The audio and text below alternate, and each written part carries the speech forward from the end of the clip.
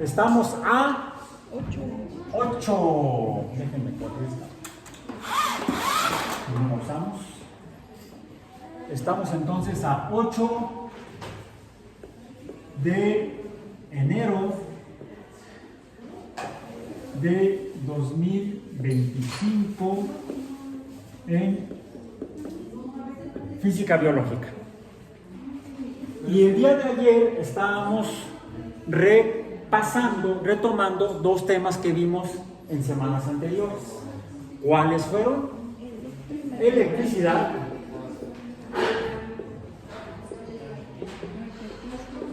y magnetismo.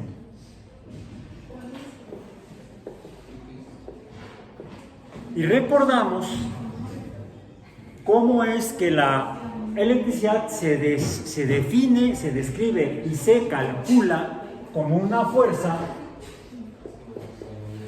que es la fuerza eléctrica, definida por la ecuación de Coulomb, que es aquella que nos dice que la fuerza es proporcional o igual a una constante eléctrica, por el producto de las cargas involucradas interactuando, positivas y o negativas. Si son diferentes, la fuerza que se ejerce es de atracción.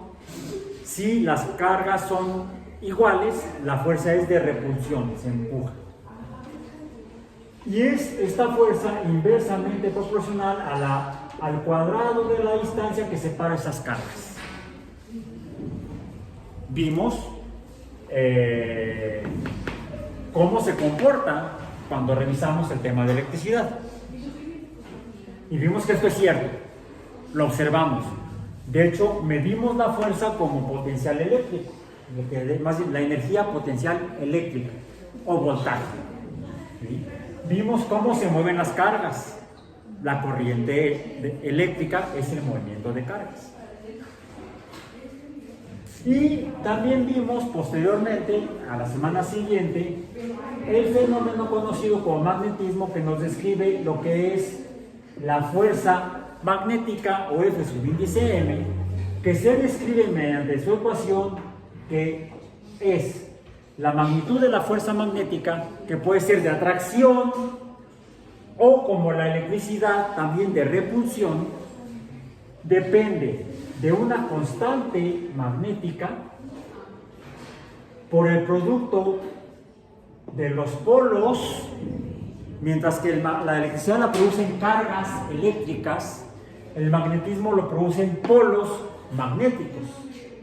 Y están nombrados con los nombres de los polos geográficos de la Tierra inicialmente, o de cualquier cuerpo astronómico que sea esférico. Tendrá un polo norte y un polo sur.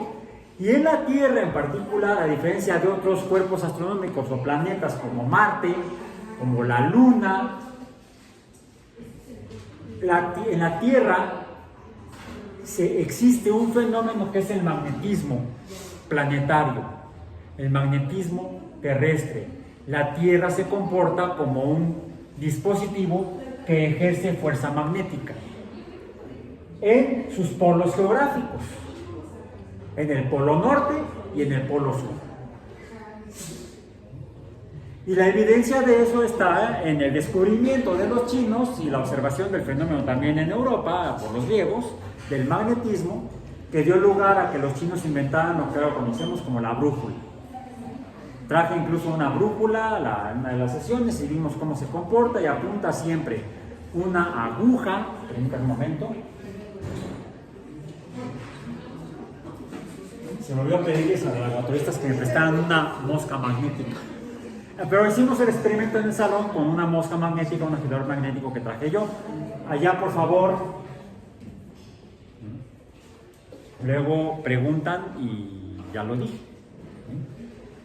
Aunque también se queda grabado en el vídeo, salvo que se vaya el audio y entonces ya no se oye. Bueno, entonces, todo objeto que presente magnetismo siempre va a tener dos polos, y uno se orientará hacia el polo norte de la Tierra y el otro hacia el polo sur de la Tierra. Es algo que todavía no se entiende exactamente cómo funciona, pero se está confirmado por experimentos hechos principalmente con naves espaciales, que en planetas como Marte y en otros cuerpos astronómicos que no son planetas, son satélites, como la Luna, aunque existen polos geográficos, porque ambos cuerpos son esféricos y rotan sobre un eje, pues ese eje se puede orientar con un polo norte geográfico, un polo sur geográfico, que alrededor de ese eje es como gira el cuerpo astronómico planetario o satelital, como la Luna. La Luna gira igual que la Tierra, de oeste a este, gira sobre su eje de rotación. Igual que la Tierra, gira sobre su eje de rotación de oeste hacia este. Por eso vemos el Sol salir del lado este, del este. Pero mientras que en la Tierra, asociado a los polos geográficos norte y sur, hay un fenómeno de fuerza magnética que lo evidencia la brújula. Cualquier objeto magnético alargado se va a orientar norte-sur, bueno, no así, ¿verdad? Pues sería más bien así, sobre la Tierra, ¿sí? No es de la superficie de la Tierra hacia el espacio exterior, sino sobre la superficie de la Tierra. Si uno viaja a la Luna, como lo hicieron ya hace más de 50 años, 12 personas, en 6 ocasiones distintas que bajaron y caminaron a la Luna, en otra ya lo acabo de mencionar hace rato, viajaron pero no pudieron llegar porque se les descompuso la nave, ¿sí? Por eso no descendieron los del Apolo 13. Cualquier relación con el número es mera coincidencia, tuvieron mala suerte los de la 13. Es mera coincidencia. Me llama la atención cuando hayan hecho el experimento, pero habría sido bueno que hubieran podido hacer el experimento. Sí hicieron el experimento de Galileo, que no hizo Galileo, de dejar caer un martillo y una pluma. Está la grabación disponible en internet, la pueden ver, incluso la cité en clase. Pero no se les ocurrió hacer el experimento de llevar una brújula y tratar de orientarse en la Luna, porque hicieron recorridos largos buscando muestras geológicas. Hicieron recorridos largos, pero tuvieron que navegar por medio de mapas geográficos, orográficos de hecho, tomando como relación montañas y otro tipo de fallas geográficas que tenían gracias a que se habían hecho mapas fotográficos de la Luna con naves robóticas, ¿sí? E incluso con la primera misión Apolo 8, que fue la que orbitó la Luna en 1968, ya tenían mapas con los cuales navegar observando accidentes del terreno. No podían navegar usando navegación estelar porque fueron de día. Fueron al lado de la Luna donde era de día. No fueron a lugares donde fuera de noche lunar, donde se podrían ver claramente las estrellas. Aún en la Luna, donde no hay atmósfera, no se pueden ver las estrellas de día porque llega la luz del Sol, se refleja en el suelo lunar, que es muy reflectivo, y es tan reflectivo que tus pupilas se cierran y entonces reciben menos luz. Tan menos luz que no puedes ver las estrellas. Estás deslumbrado por la luz solar, como ocurre aquí en la Tierra, además de que tenemos la atmósfera que hace difusa la luz del Sol, sobre todo el azul, por eso el cielo se ve azul, y por eso no vemos las estrellas de día. Es tanto porque hay demasiada luz solar y esa luz solar además está dispersa en los gases de la atmósfera.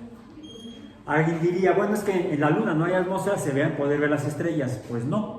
Si uno escucha las entrevistas que se le hicieron a varios astronautas después de que regresaron, hubo una en particular que le hicieron una pregunta específica a Neil Armstrong. Le preguntó, oiga, ¿y pudo ver las estrellas cuando estuvo allá? Y dice, no pudimos ver las estrellas. ¿Cómo? Si no había atmósfera. Sí, pero era de día. Entonces los ojos están adaptados a percibir la luz, que es muy intensa, y no la luz tenue, muy débil, de las estrellas que están muy lejos. Sin embargo, sí hay fotografías, hay por ahí algunas fotografías que lograron tomar, no con la intención de captar estrellas, pero sí se ven algunas fotografías donde se alcanzan a ver no solamente estrellas, sino hay una en la que se ve Venus, el puntito de luz de Venus, porque no está tomada con un telefoto o con un telescopio, sino con una cámara o un lente estándar, 50 milímetros, 70 milímetros, no es un telefoto. Bien, bueno, entonces, regresando a los polos, pues quizá habría sido interesante hacer el experimento porque el resultado habría sido negativo. Aún los experimentos que dan resultados negativos ilustran sobre cómo son los fenómenos naturales. Porque en la Luna no hay polos magnéticos. Sí hay campos magnéticos. Se han encontrado minerales de hierro, incluso con propiedades magnéticas, pero están dispersos sobre la superficie de la Luna. La Luna no presenta polos magnéticos como la Tierra. Marte tampoco. En Marte también se ha encontrado campos magnéticos dispersos en diferentes regiones de la superficie del planeta, pero no hay polos magnéticos ni asociados a los polos geográficos de Marte, ni de la Luna. Entonces, hasta el momento, en Venus no lo sé, no me acuerdo y no recuerdo haberlo leído, ¿sí? Pero al menos en estos cuerpos astronómicos del Sistema Solar, un satélite, la Luna, y un planeta, Marte, no hay polos magnéticos como en la Tierra. Parece que sí los hay, sin embargo, en Júpiter. Porque sí se ha detectado un campo magnético muy intenso en Júpiter, igual que en la Tierra, aunque son dos planetas completamente diferentes. La Tierra rocoso, Júpiter gaseoso. Bueno, entonces, regresando al magnetismo, es producido por polos magnéticos y la fuerza depende de la magnitud de los polos, de la magnitud polar de los polos, y es inversamente proporcional, como la fuerza eléctrica, al cuadrado de la distancia que separa los polos. Y vimos el experimento, hicimos el experimento en clase con los pequeños imancitos que traía yo, y todavía el día de ayer, con el imán que tiene el borrador que uso para el pizarrón verde, vimos cómo cuando la distancia es muy corta, es muy pequeña, la magnitud de la distancia, pues se pega al pizarrón o a cualquier material férrico. De ahí que se explique el ferromagnetismo como uno de los fenómenos magnéticos. Todos los fenómenos magnéticos se comportan igual en cuanto a la fuerza, mediante esta ecuación. También vimos cuando vimos estos dos fenómenos, que la electricidad, cuando se produce una corriente eléctrica, genera magnetismo.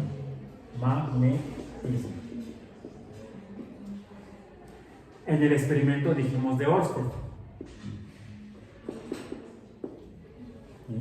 Por cierto, ayer me acordé, después de que terminó la clase, el nombre del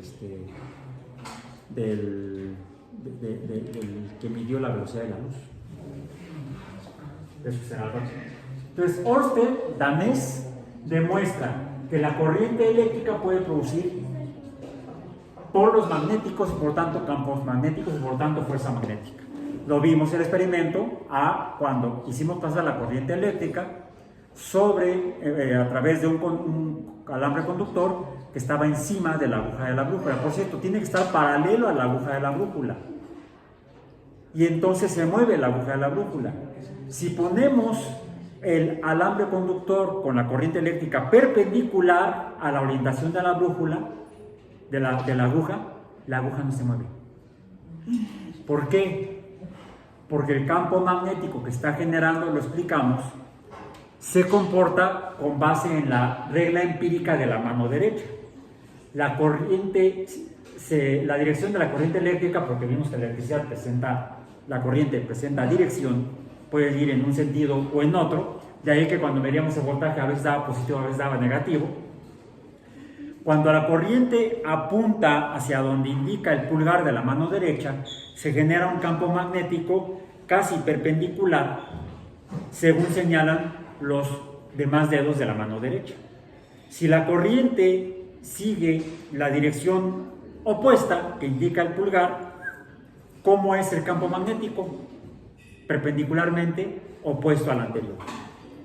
Por eso es que si la corriente eléctrica sí tiene la misma dirección que el campo magnético, entonces no lo modifica.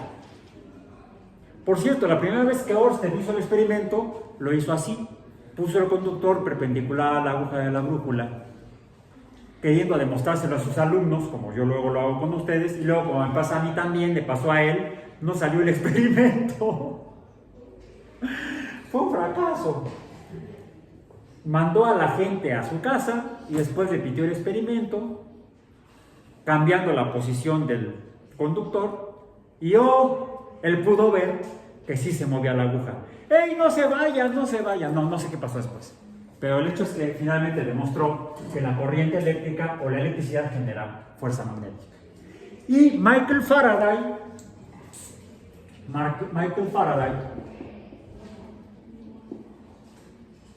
mostró que el magnetismo puede producir corriente eléctrica. Tenemos la inducción eléctrica y la inducción magnética. La inducción eléctrica, la electricidad induce magnetismo, y la inducción magnética, el magnetismo induce electricidad. Pero no solo eso, el hecho de que la electricidad produzca magnetismo y el magnetismo produzca electricidad muestra que existe una relación, y allí fue lo que vimos el día de ayer, una relación entre la electricidad y el magnetismo, que se puede definir cuando relacionamos las constantes, ambas constantes, la constante eléctrica y la constante magnética. Relación, proporción, cociente o división, es lo mismo, o razón. Y hicimos el cálculo ayer de cuál es el valor de la constante eléctrica. En sus apuntes de ayer, o si los vieron en el CIPI, ahí lo está en el CIPI el dato.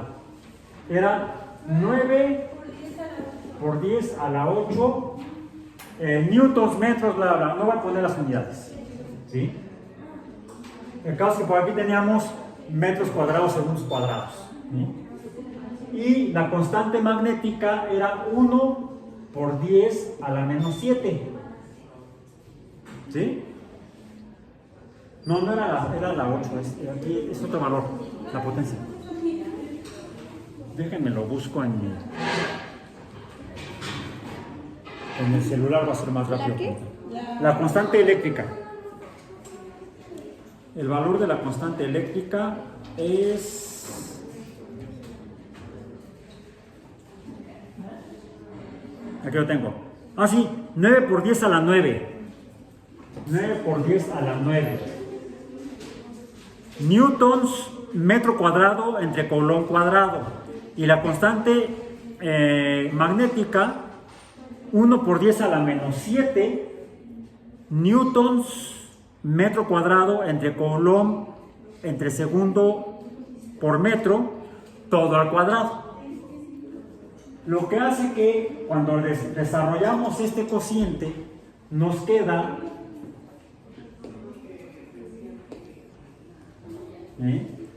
nos queda 9 por 10 a la 16, 9 por 10 a la 16 metros cuadrados entre segundo cuadrado. ¿Sí? O sea, es algo al cuadrado. Si obtenemos la raíz cuadrada de esto, ¿qué queda? La raíz cuadrada de 16 es 8. La raíz cuadrada de 9 es 3. No, de 16 porque es potencia, de potencia 16. Este es un cociente 9. La raíz cuadrada del cociente 9 es 3. Por 10 a la raíz cuadrada de 10 a la 16 es 10 a la 8. Y la raíz cuadrada de metros cuadrados entre segundos cuadrados es metros entre segundo. ¿Y esto qué es? Mencionamos al día de ayer, aprovechando que fue el aniversario de la observación de Galileo, más bien por Galileo y su descubrimiento de los satélites de Júpiter. Pero la raíz de 17 es 4. ¿No es la mitad?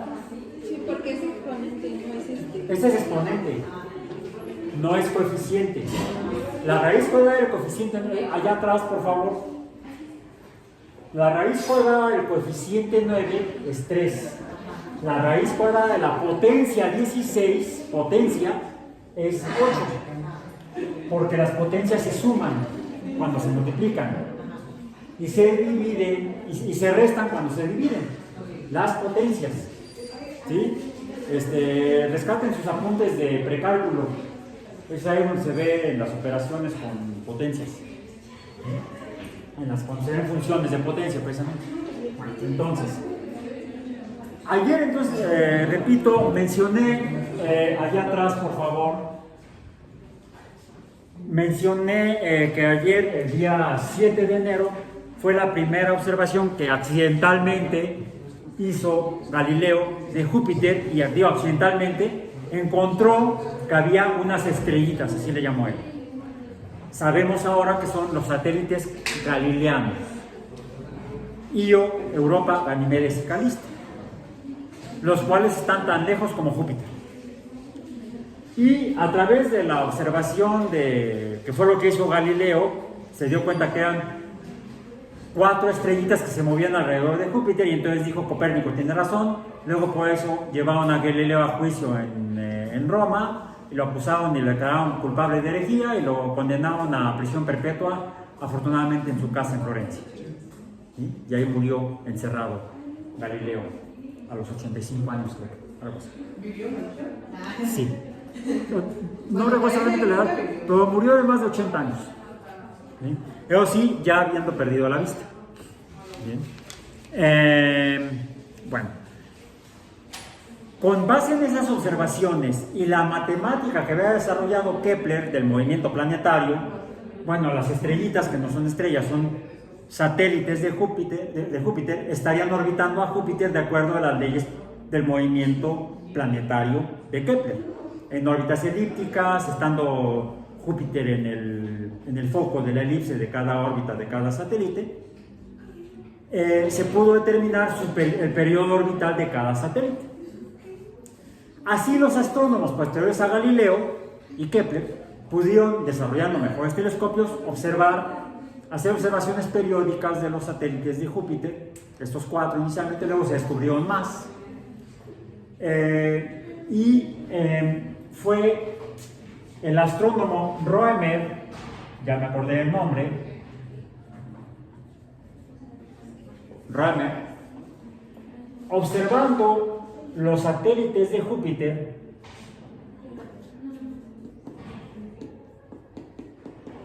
satélites jovianos, llamamos jovianos, por Júpiter, los satélites galileanos jovianos, y conociendo sus periodos orbitales, se dio cuenta que al apuntar su telescopio, y él esperaba ver tal satélite que estaba dando la vuelta a Júpiter y estaría saliendo de estar oculto por Júpiter, eclipsado podríamos decir, debería ver en esa posición, en ese momento, quizá a Ganimedes. Y Chin no lo veía, sino hasta un pequeño tiempo después.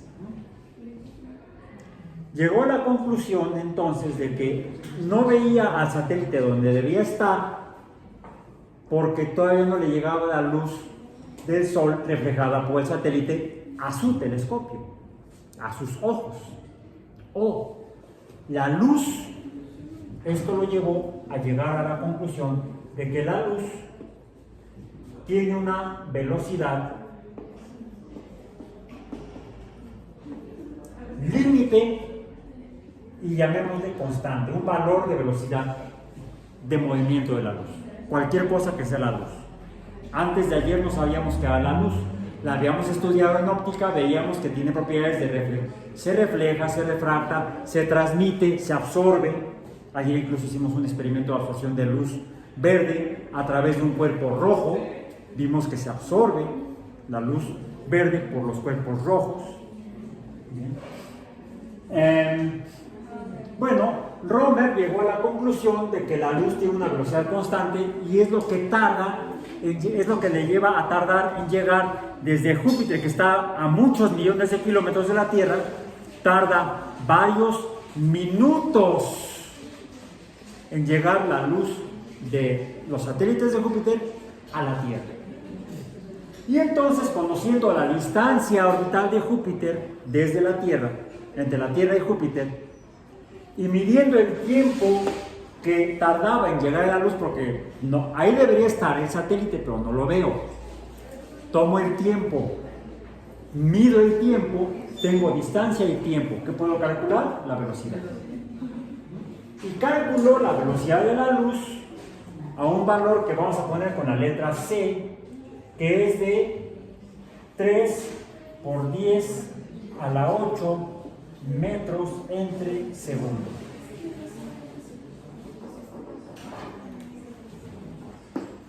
¿Qué es la luz?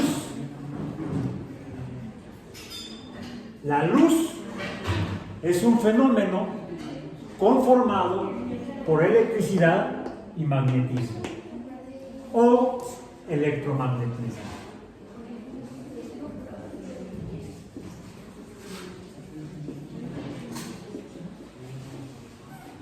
Electromagnetismo. ¿Y cómo podemos saber eso? Pues porque es el mismo número. Hay dos maneras de conseguir ese número: midiendo la velocidad de la luz y calculando el cociente de la constante eléctrica ante la constante magnética. Entonces, esto nos dice que la luz debe ser electricidad y magnetismo juntos, o electromagnetismo. Entonces, la relación entre electricidad y magnetismo la encontraron Ørsted y Faraday. La velocidad de la luz la calculó inicialmente Romer.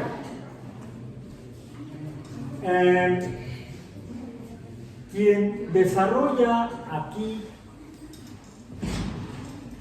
el modelo matemático de la relación entre estos dos fenómenos es James Clerk Maxwell.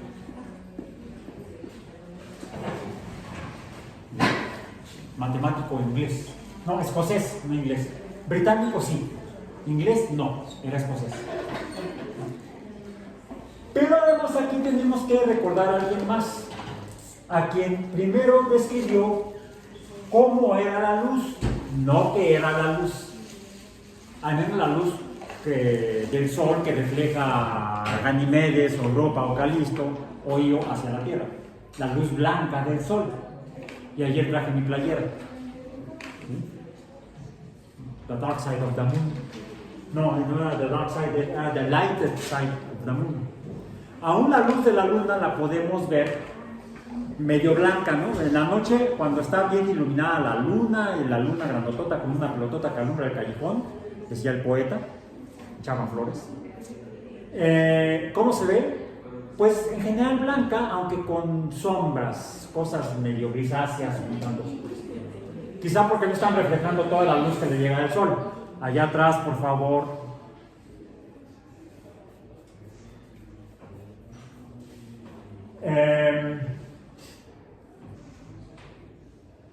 Entonces, la luz que refleja la luna del sol se ve blanca. La luz que refleja la nieve en la tierra del sol se ve blanca. La luz que reflejan las estrellas o los satélites jovianos, estrellas de Galileo, jovianos de Júpiter, por eso son jovianos, galileanos de Júpiter, se ve blanca. Pero, ¿quién dijo cómo era la luz blanca? El de la playera que traje ayer.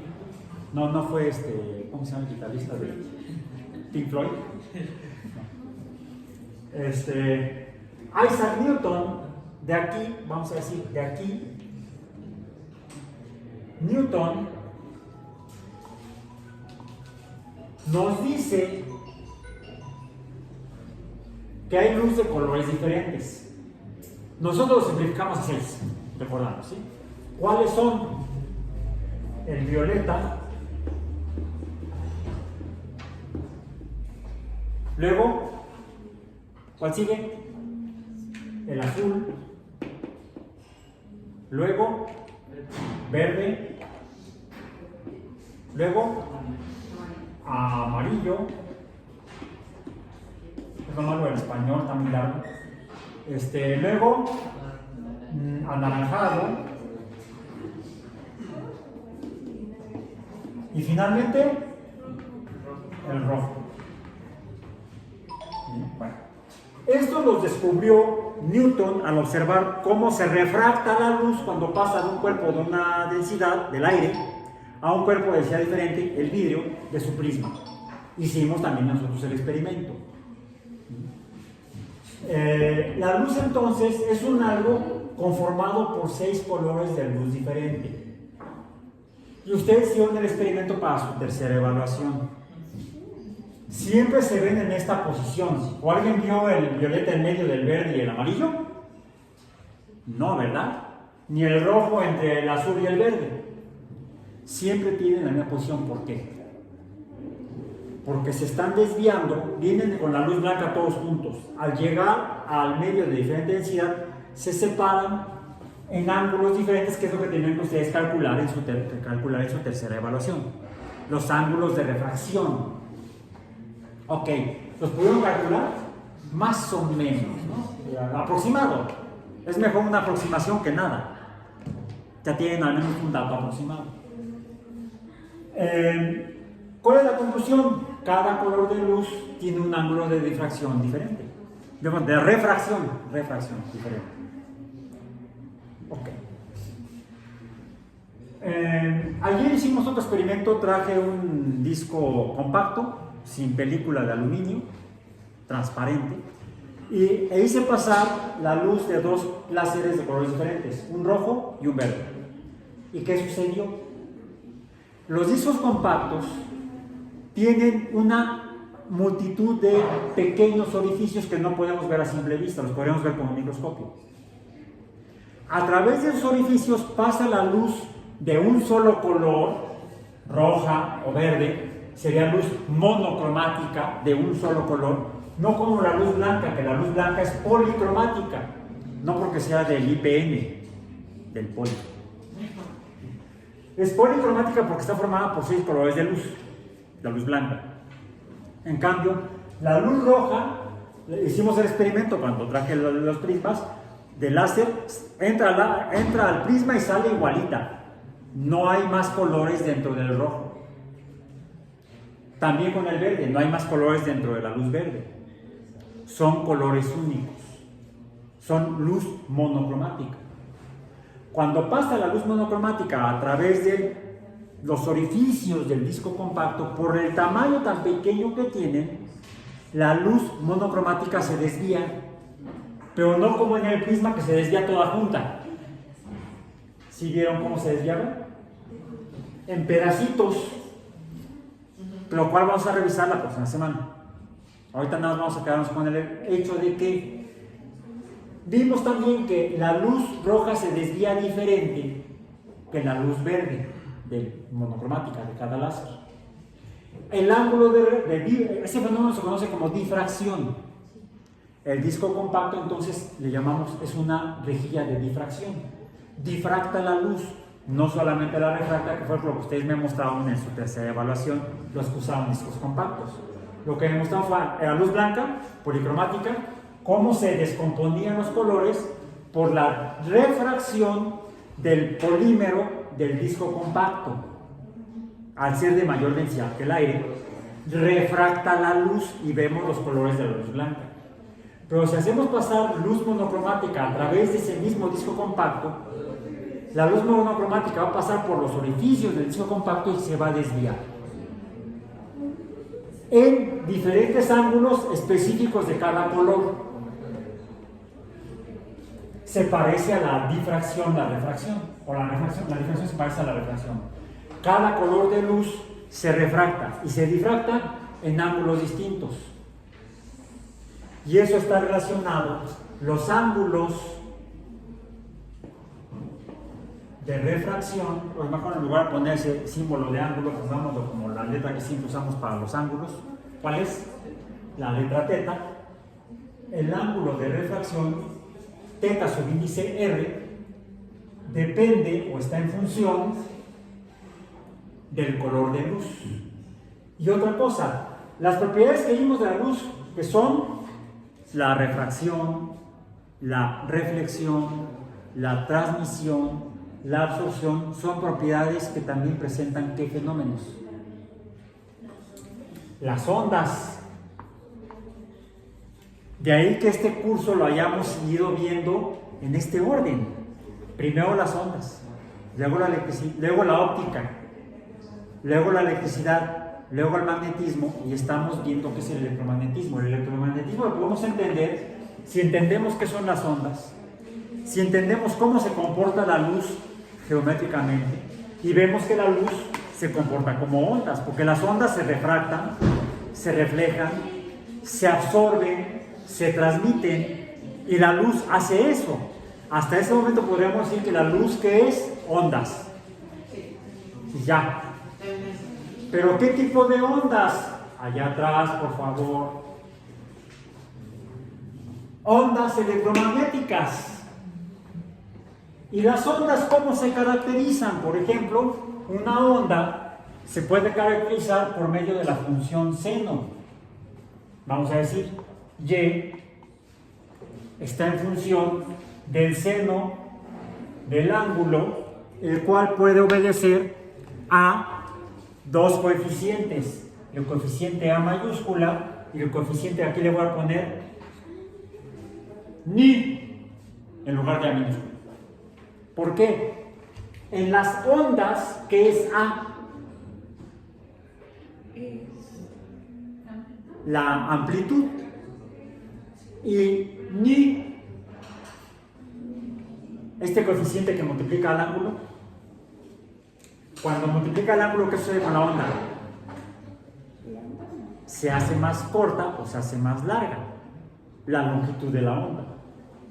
¿Sí? Y de hecho podemos medir la longitud. ¿En qué unidades medimos las longitudes? Metros.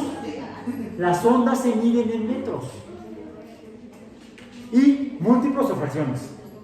Podrían ser decámetros o milímetros. ¿Sí? O más, milímetros será 10 a la menos 3 metros. 10 a la menos 9. No hay problema. No hay problema que te cambies de lugar. Nanómetros. ¿Sí?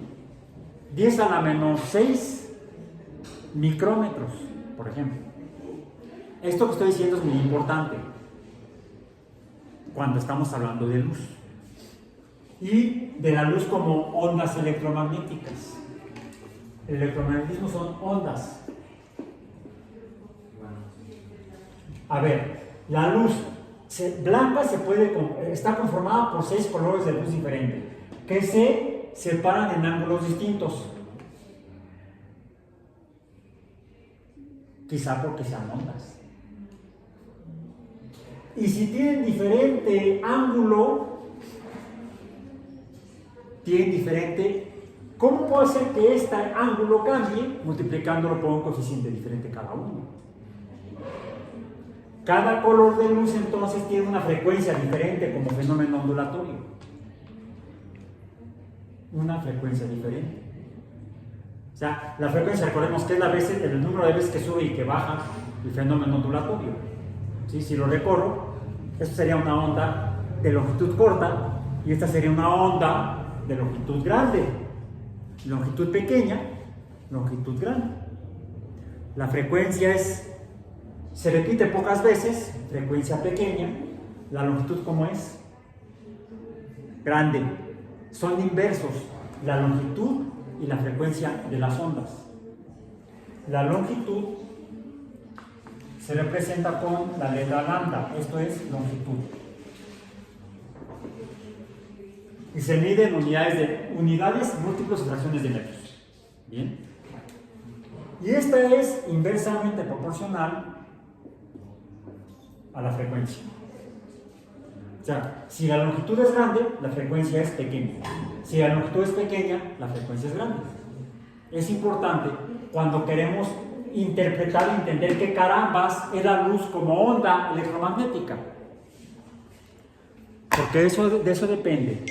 Que la luz se refleje o se absorba o se transmita. Ayer hice el experimento con el láser verde.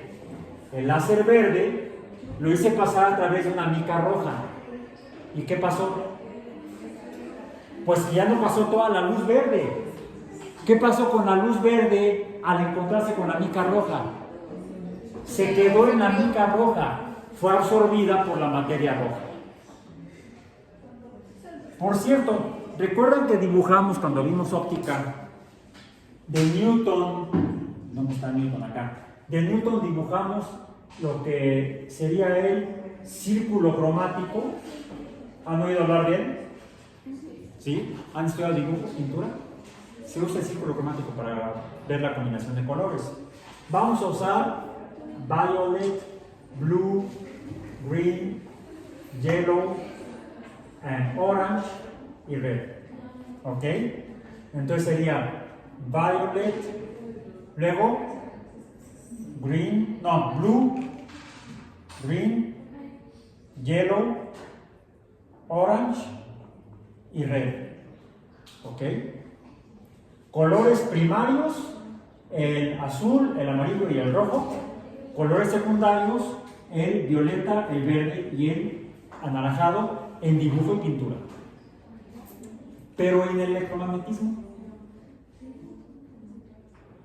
fíjense, el láser verde fue absorbido por la mica roja. ¿Cómo son? Complementarios.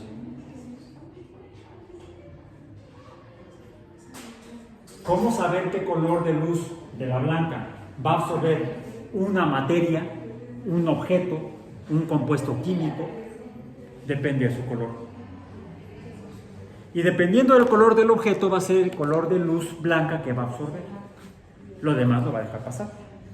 Si vemos un objeto rojo es porque está reflejando la luz roja y está absorbiendo todos los demás, en mayor o menor proporción. Si vemos un objeto verde, es porque está reflejando la luz verde y está absorbiendo todas las demás. Entonces los conceptos de absorción y reflexión están relacionados.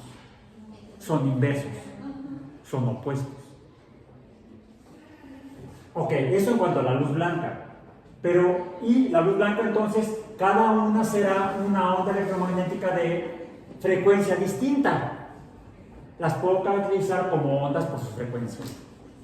La luz azul tiene cierto valor de frecuencias, que son frecuencias muy pequeñas. La luz roja es de frecuencias más... No, al revés. La luz azul es de frecuencias grandes. Siempre hago bola por esto. Longitud y frecuencia. La frecuencia de la luz azul es mayor que la de la luz roja. La frecuencia aumenta en esta dirección.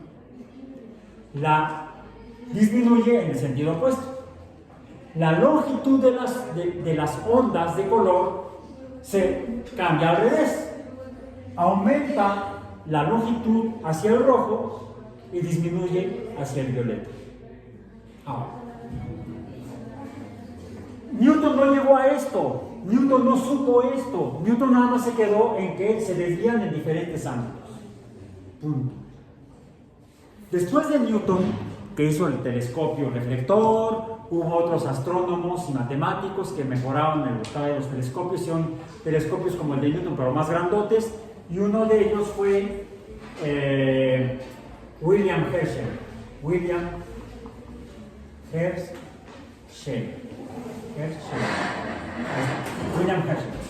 Astrónomo nacido en lo que sería hoy Alemania, pero que se fue a vivir a Inglaterra. Y se convirtió en el astrónomo real. O sea, no porque fuera de veras, sino porque trabajaba para los reyes ingleses. El astrónomo real. Además también era músico. Compuso varias sinfonías. De hecho, él era músico y compositor. Entonces, Herschel, estudiando la luz que compone a la luz blanca descubierta por Newton en Inglaterra, trató de entender si había diferencia entre ellas, por ejemplo, en la cantidad de energía, medio entendiendo que son ondas. Medio entendía que eran ondas. ¿Sí? Y las ondas de mayor frecuencia tienen más energía que las ondas de menor frecuencia. ¿Cuáles tienen más energía?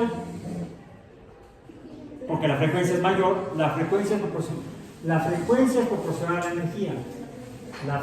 La energía es proporcional a la frecuencia. ¿Ok? Lo voy a poner así. A mayor frecuencia, mayor energía, a menor frecuencia, menor energía. Y dijimos que el calor es energía. Lo que hizo Herschel fue entonces poner un prisma, como lo hizo Newton, recibir la luz del sol que pasaba a través del prisma y hasta donde se proyectaba el espectro de la luz ya descompuesta, de la luz blanca, sobre una mesa puso varios termómetros, uno en cada color de luz, pues para medir la energía térmica de cada color de luz. Y necesitaba un control. En ciencia siempre necesitamos un control. El experimento sin nada, sin luz, vamos a decir. Puso un termómetro acá junto al rojo, no en el rojo, sino junto al rojo, como control. Y empezó a tomar nota. Pasaba el tiempo y medía veía la temperatura que medía cada termómetro. Y le llamó la atención que, bueno, el rojo tenía una mayor temperatura que el anaranjado, por ejemplo. Ah, caray, ¿a qué se debe? ¿Qué es la duda? Pero la mayor sorpresa que se llevó fue que al ver el termómetro de control, la temperatura que marcaba era mayor que los demás. Una pregunta. Ajá. Por ejemplo, con relación a la luz y todo eso, a lo mejor un poquito fuera del tema, Ajá. pero los agujeros negros, ¿cómo funcionan en torno a eso? Los agujeros negros los explica la ley de gravitación de Newton. Pero... A ver, rápidamente, paréntesis muy rápido. La fuerza de gravedad depende de las masas. Dijimos que tiene esta misma forma, hasta lo escribimos ayer en clase. Pero depende de las masas. Por lo tanto, la fuerza es tan grande como la magnitud de las masas interactuantes. Si la masa es enormemente grande, ¿de qué tamaño va a ser la fuerza? Enormemente grande. Bueno, medio empieza a predecir la ley de gravitación universal de Newton que pudiera haber algo muy masivo con una gran fuerza de gravedad. Pero quien predice la existencia de lo que ahora conocemos como hoyos negros no es Newton mediante su ecuación de gravedad, sino Einstein al mejorar la ecuación de gravedad de Newton. Porque Newton dice que la fuerza gravitacional depende de las masas, pero no dice qué es la fuerza. ¿Por qué las masas se atraen? ¿Por qué mientras más grandes las masas, más atraen? ¿Qué es la fuerza de gravedad? Lo que propone el modelo de Einstein es que las masas ocupan el espacio y dependiendo de la magnitud de cada masa va a deformar el espacio. Mientras más grande la masa, más deforma, llamémosle, el entramado o tejido del espacio. Les mencioné un experimento que puede servir para ilustrar este fenómeno. Uno es el resorte, el Slinky. Vemos que se alarga y es más grande la separación entre espirales arriba que abajo. ¿Por qué? Porque casi toda la masa, la mayor parte de la masa del resorte está siendo jalada por la Tierra.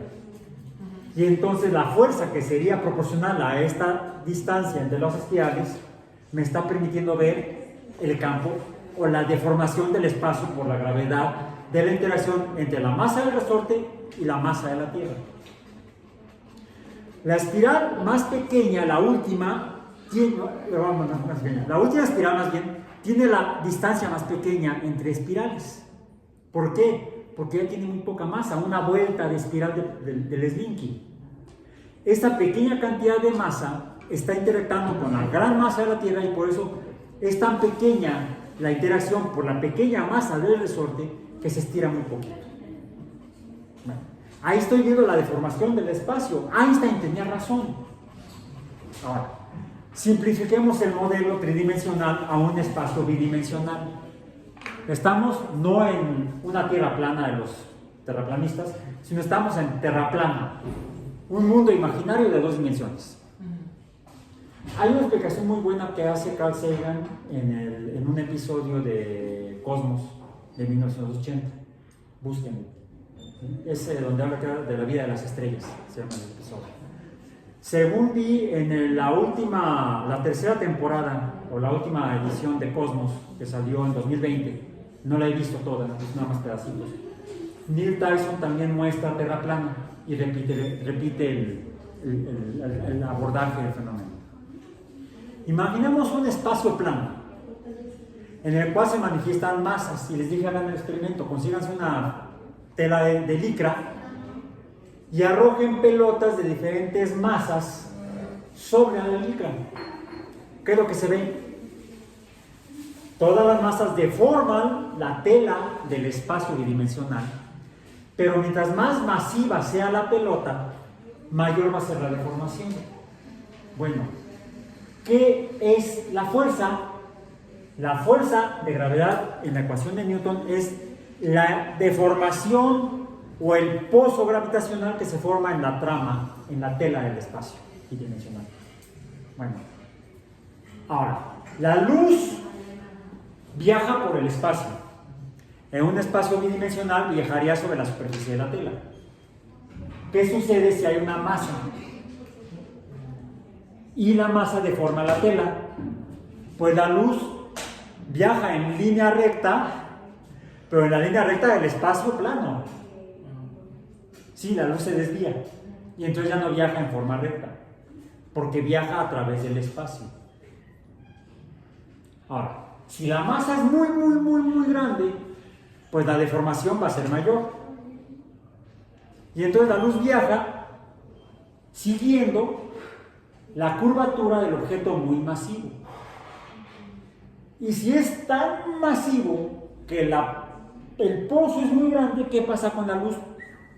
Se falla adentro. ¿Dónde está? No lo veo. Como ya no veo la luz, le llamamos hoyo negro.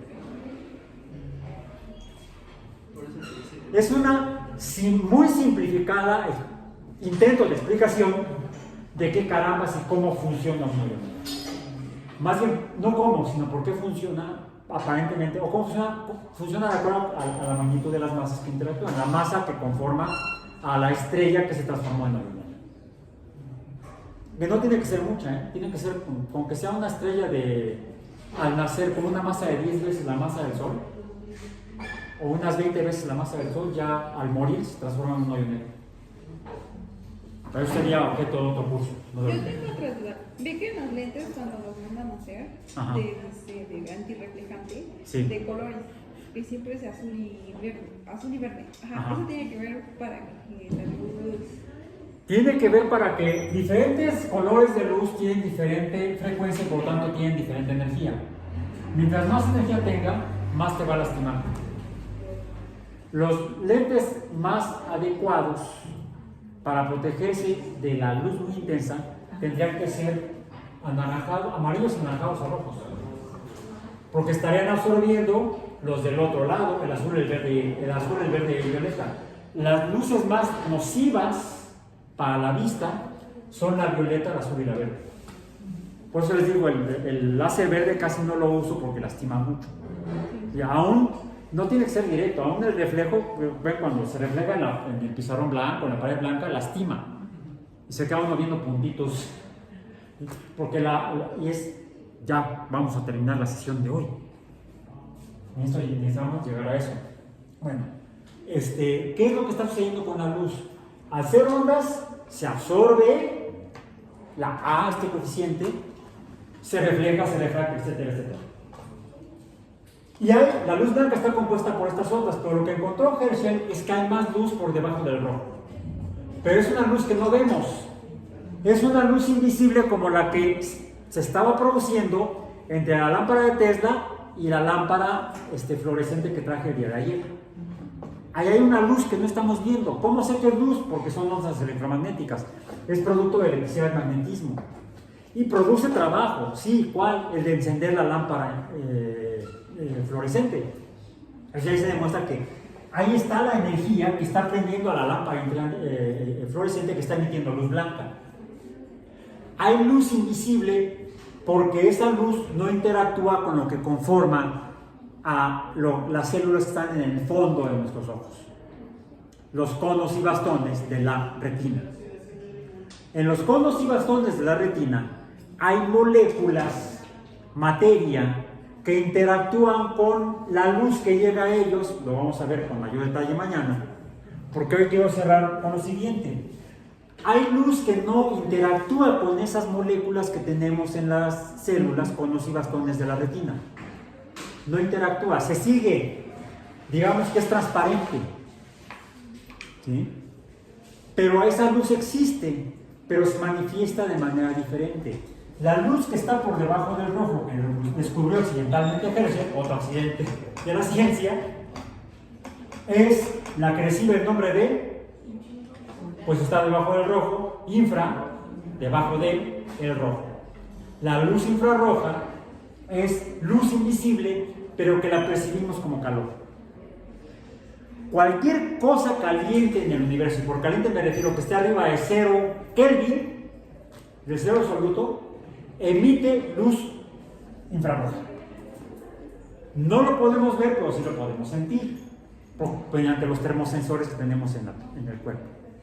No solamente en la piel. Se han quemado la lengua con el café o el chocolate caliente. Ahora que tomamos su rosca con chocolate caliente, ¿se quemaron? Yo sí me quemé. Bueno, siguen los tamales sellados. Bueno, ok. Entonces, la luz puede ser diferente dependiendo de la frecuencia de la onda que la conforma, onda electromagnética. La luz puede ser invisible dependiendo de su frecuencia o longitud de onda. Ahora, posteriormente a Herschel hubo otros físicos que descubrieron luz más allá del violeta, invisible, más allá ultravioleta, ¿sí? La cual tampoco interactúa con las moléculas de nuestros conos y bastones, pero sí con las moléculas que tienen los conos y bastones de algunas aves y de insectos, algunos invertebrados. ¿Y la piel también? ¿Mande? ¿De la piel? No interactúa con las moléculas responsables de la visión, pero sí interactúa con otras moléculas. Y aquí traigo la prueba, la muestra. Traigo aquí, sí, esto es lo que se conoce como un espectro de absorción de luz entre los 200 y los 400 nanómetros de longitud de onda. Habría que calcular el inverso que sea la frecuencia. ¿Esta luz de qué color es? Ultravioleta. Menor longitud de onda, 200, mayor longitud de onda, 400. Esto es ultravioleta. Si me paso de los 400 a 500 nanómetros, de hecho, desde 401 formalmente ya no es ultravioleta, es violeta, es visible, luz blanca. Y sigue la luz blanca hasta los 800 nanómetros. Diferentes colores de luz, incluso en el ultravioleta podrá haber diferentes colores de luz ultravioleta. Una molécula puede o no absorber o absorber. Lo que vemos aquí es la cantidad de luz absorbida por una molécula que se llama nigericina. En una clase posterior les voy a mostrar qué es la nigericina. Es una molécula orgánica que es un ácido orgánico. ¿Sí? Tiene un grupo carboxilo y tiene otros grupos funcionales químicos orgánicos muy interesantes. Y ese carboxilo de esta molécula absorbe luz invisible para nosotros, pero esa molécula sí lo absorbe entre 200 y 220 nanómetros. Interactúa con la luz ultravioleta, esa molécula, y esa parte de la molécula nada más, lo demás no. ¿Qué pasó? Diferentes moléculas interactúan con diferentes colores de luz, como la mica roja interactuó con la luz verde. Absorbió la luz verde. Deja pasar la luz roja. Diferentes moléculas de diferentes colores absorben luz de diferentes colores. Traigo aquí una molécula, un espectro de absorción de una molécula que es entre azul y violeta. Y no absorbe luz azul ni violeta. En medio que tenemos, esto es el espectro visible, entre 400 y 750 nanómetros. ¿Sí? Y entonces, ¿qué absorbe? Lo del medio absorbe entre verde y amarillo, principalmente. Esta molécula se llama antipirilazo. Es otro ácido orgánico de estructura química diferente. Esta tiene muchos enlaces pi, dobles enlaces. La nigericina no. La nigericina es incolora a la luz visible. No absorbe luz visible, pero sí absorbe luz ultravioleta. Esta, que es de color entre azul y violeta, absorbe luz visible entre verde y amarillo y refleja el violeta y el azul. Por eso la vemos, esta molécula que es el antipirilazo, lo vemos azul violáceo porque refleja esos colores de luz. Ergo, absorbe otros, absorbe los que no refleja. Refleja estos, absorbe de manera diferente diferentes colores. De hecho, tampoco absorbe rojo. ¿Sí? Y tiene una tonalidad, es muy rara porque dependiendo del ángulo en que lo veas son cristales, uno lo puede ver violeta, azul o rojo. No absorbe el rojo, refleja el rojo. Bueno, esto es muestras de que la luz interactúa con la materia, por lo tanto la luz visible, como la infrarroja, como la violeta, como les mostré con esa molécula. Y hay todavía más luz más allá del ultravioleta, que es la que encontramos y se usa para las telecomunicaciones. Esto es un radio que permite, bueno, cuando funcionaba, poder captar ondas, fíjense, ¿de qué longitudes? De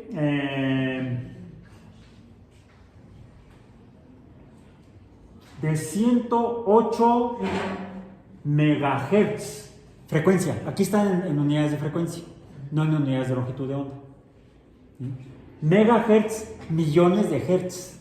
O de 53 kilohertz, 53,000 hertz. ¿Esto qué tipo de luz es? Son ondas electromagnéticas. ¿Pero de qué parte del espectro electromagnético? ¿Qué color de luz? De las ondas de radio. Las ondas de radio son de longitud de onda mucho más grande. Por lo tanto, son de frecuencias mucho más pequeñas.